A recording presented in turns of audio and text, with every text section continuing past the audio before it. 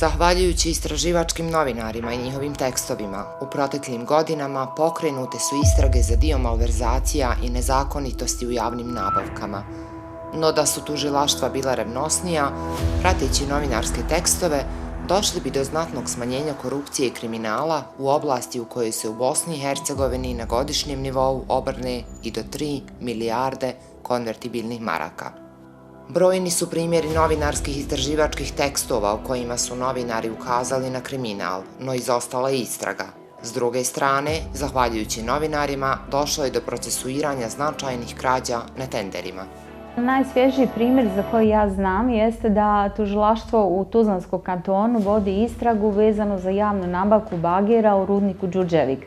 Prema informacijama i dokazima koje smo mi dobili, firma Lager iz Posušja je vršila nabavku tog bagera gdje je modificirala svoj bager. Dakle, rudnik Đurđevik je tražio jedan bager na struju, da tako uprostim stvari. Oni su imali bager drugih karakteristika, međutim modificirali su i prilagodili su taj bager uslovima na tenderu. I znači, formalno pravno oni su zadovoljili, dali su robu koja se tražila na tenderu, međutim u rudniku kažu da oni nisu tražili modificirani nego originalni bager.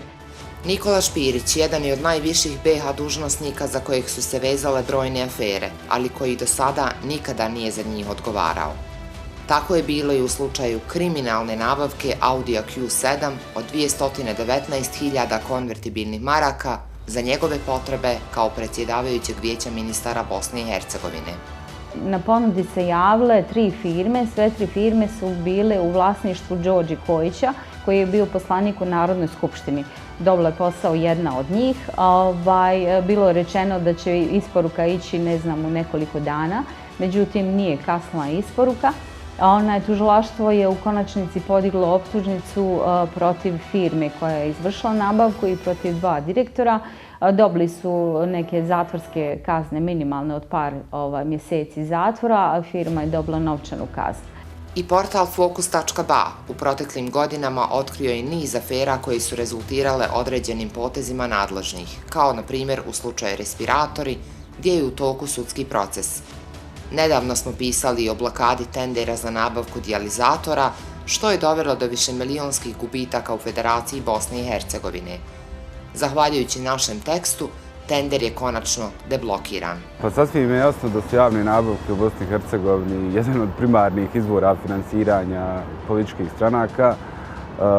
Mi smo u proteklom periodu pisali niz tekstova koji se tiču javnih nabavki, od činjenica da su preko javnih nabavki finansirane i firme koje se dovode u vezu sa ratnim zločincima u Bosni i Hercegovini do podjele nabavke medicinske opreme UNDP-a u prošlom periodu, u periodu pandemije koronavirusa. Međutim, otvara se pitanje i načina na koje javne institucije u Bosni i Hercegovini raspisuju javne tendere i uopšte pozadine dodjeljivanja takvih poslova. Ono što je veoma interesantno jeste da primarni fokus nije samo izvlačenje novčanih sredstava. Amarildo Gutić, novinar portala Žurnal, jedan je od iskusnijih novinara u Bosni i Hercegovini koji se godinama bavi istraživanjem kriminala i korupcije u radu vlasti. Otkrio je niz afera koje su dovele do istraga, ali i brojne koje nisu doživjele pravosudni epilog. Evo jedan primjer poslovanje operatora za obnovljive izvore energije posljednjih godina gdje je utvrđena šteta od najmanje 30 miliona maraka. U odnosu na slučaj respirator to je trostruko više. Šteta po budžet federacije, a da nijednog trenutka bilo koje tužilaštvo nije pokazalo interes da taj slučaj istraži do kraja, ili kada je prijavljeno tužilaštvu, konkretno u ovom slučaju Hercegovačko-Neretvanskog kantona, oni su vrlo brzo odustali zbog istrage, a u pitanju je bio čisti politički utjecaj da taj slučaj ostane neprocesuiran.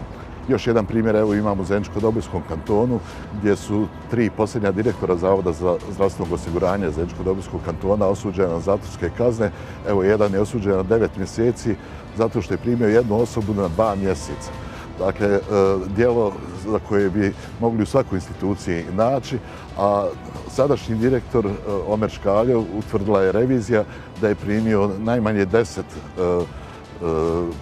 10 službenika u radni odnos nezakonito i tužilaštvo, koliko sam čuo prema posljednjim informacijama, je zatvorilo taj predmet smatrajući da nema krivičnog djela. Stručnjaci u ovoj oblasti tvrde da ni krivični zakoni tužiocima ne ostavljaju veliku mogućnost za procesuiranje u oblasti javnih nabavki, jer tu nisu striktno definirana krivična djela i samim tim tužioci ne znaju kako da se ponašaju. I tako smo opet došli u začarani krug odgovornosti. Najkraće rečeno, pitanje javnih nabavki što se tiče tužilaštva, odnosno problem javne nabavki ne postoji kao kriminalno djelo, jer oni to smatraju da je sve riješeno ukoliko se utvrde određene nepravilnosti, da je izrečena prekršajna kazna i oni završavaju taj posao.